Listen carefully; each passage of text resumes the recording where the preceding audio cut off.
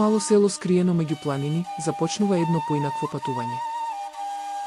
Патување низ времето. Ица повторно тука. Како да не поминал ни миг.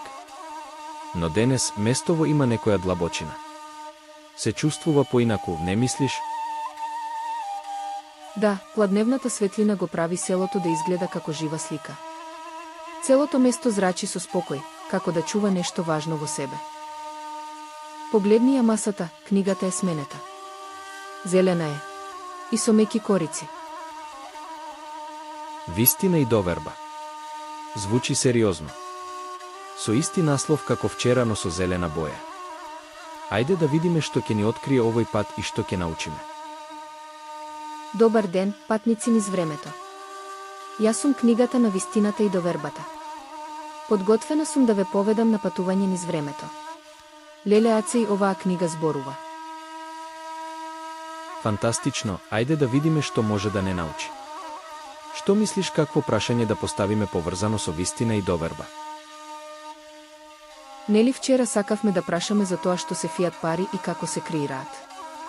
Книгата ни кажа да ја прашаме нејзината колешка со меки корици. Најверојатно е оваа книга. Добра идеја. Ајде да ја прашаме, што се тоа фијат пари? Интересно прашање. За да ви одговорам на прашањето, ќе ве одведам на едно патување низ времето.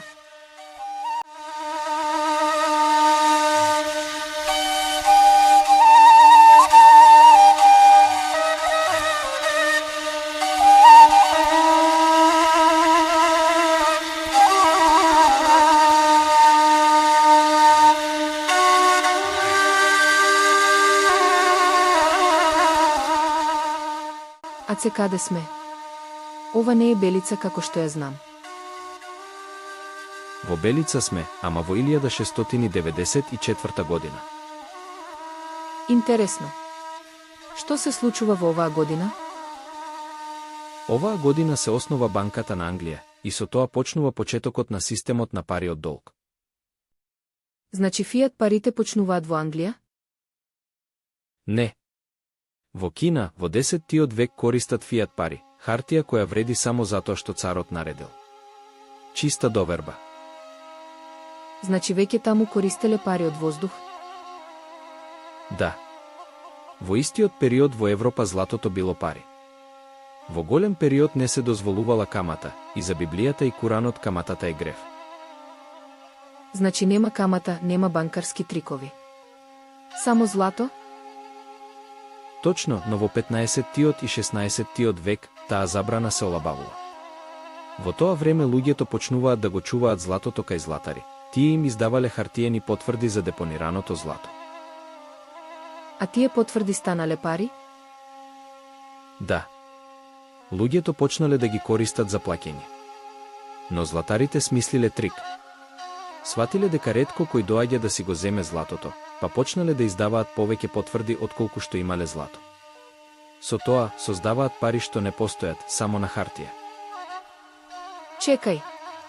Тоа е како да имам една пита, ама на сите да им кажам дека имаат по едно парче, и сите веруваат. Така е, и додека никој не ја побара питата, се е во ред. Но ако сите дојдат одеднаш, банкрот. Значи така почнал долговниот монетарен систем. Да, малку злато, многу доверба. И токму во оваа година Англија е во војна со Франција. Владата нема пари и решава да ја предаде привилегијата за креирање пари на приватна компанија, односно банката на Англија што ќе креира пари и ќе ја позајмува на државата за камата. Чекај малку, значи државата зема пари од банка, а банката ги создава тие пари? Точно, народот ги користи тие пари и преку даноци ги враќа со камата. Парите станале долг. И долгот станал пари. Добре дојде во долговната ера.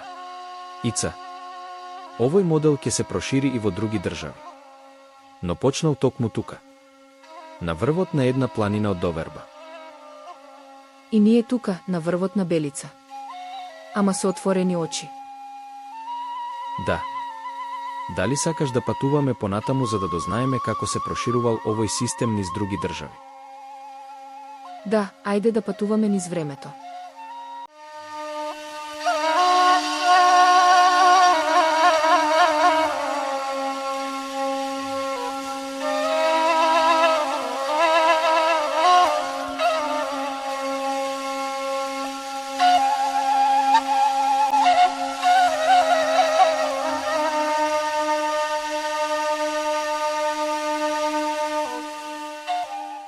Погледни. Бела е белица.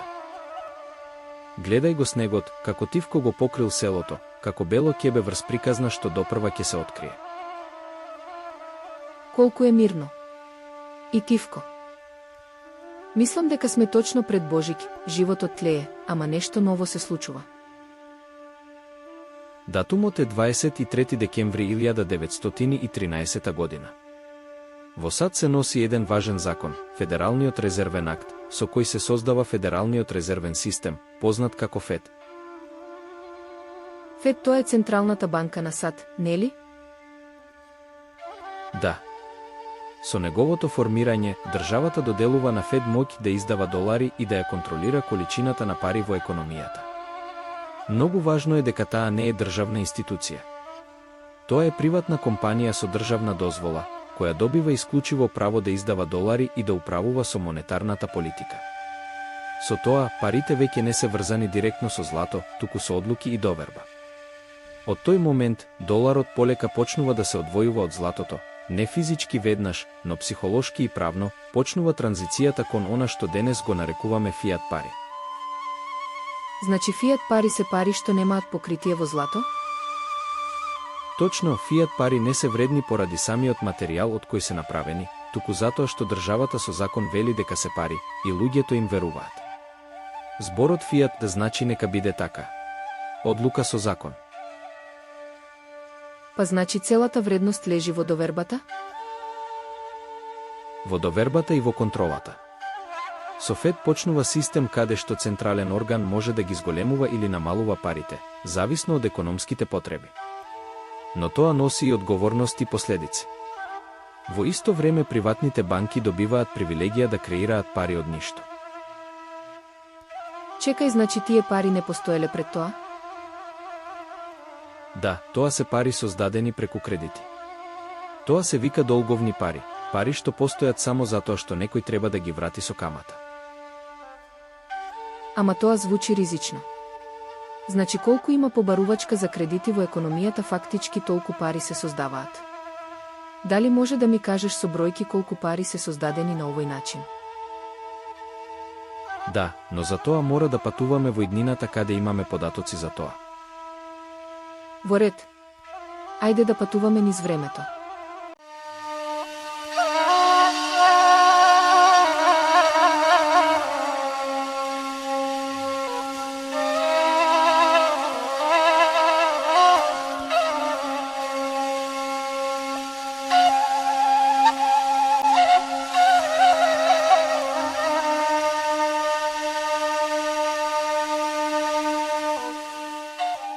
Гледаш Ица? Селото е исто, а и времето. Добре дојдовме во јануари 1959 година. Да.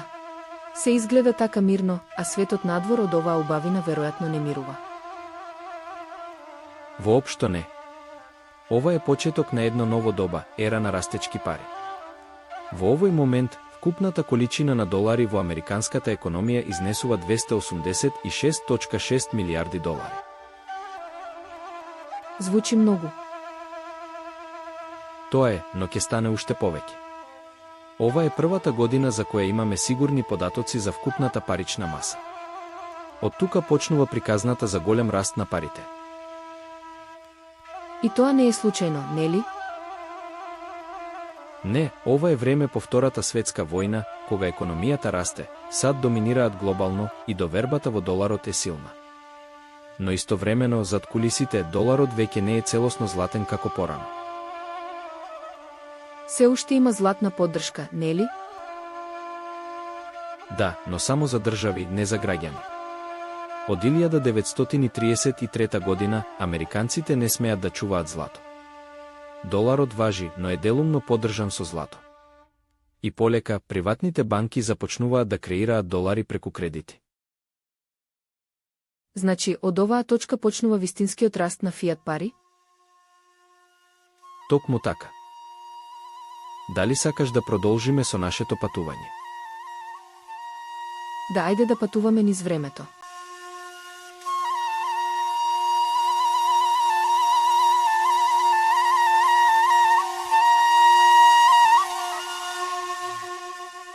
Ица, погледни го селото во ова светло, како да сме во некоја слика на платно. Да, ова место има нешто волшебно. Колку и да патуваме низ времето, Белица секогаш ни пречекува со душа. А денес нешто се чувствува во воздухот. Точно се чувствува нешто. Точно на овој ден 15 август 1971 година се смени светскиот монетарен систем. Денот кога доларот, а со него и сите други валути, конечно се одвоија од златото. Председателот Ричард Никсон објави дека САД привремено ја суспендираат можноста доларот да се менува за злато. Само што тоа привремено ки никогаш не стана повторно. Значи од денес, доларот не е повеќе злато на хартија, туку само хартија. А зошто го направил тоа? Вистинската причина е скриена во бројките.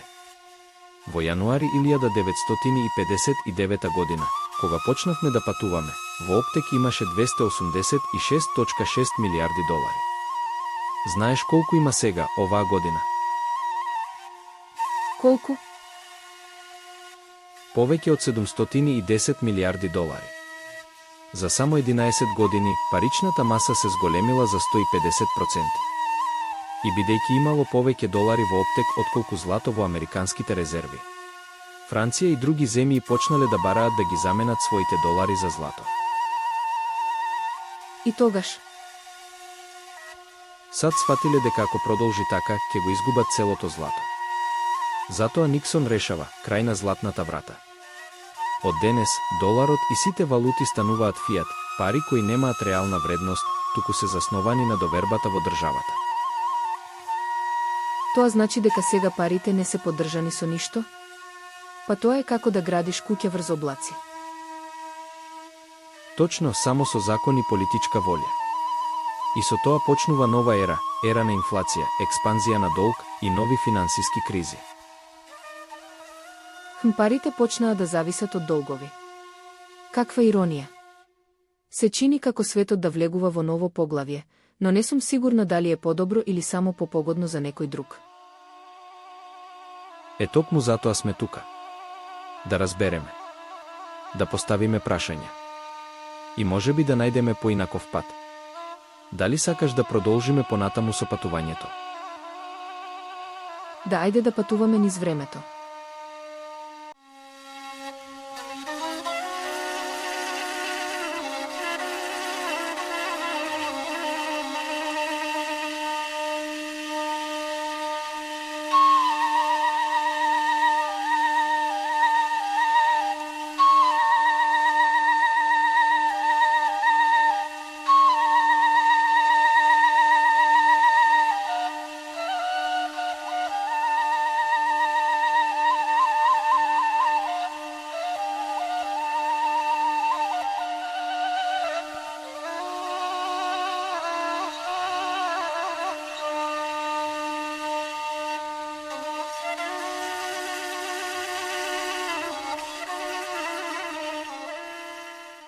Се надевам дека ви се допадна патувањето низ времето.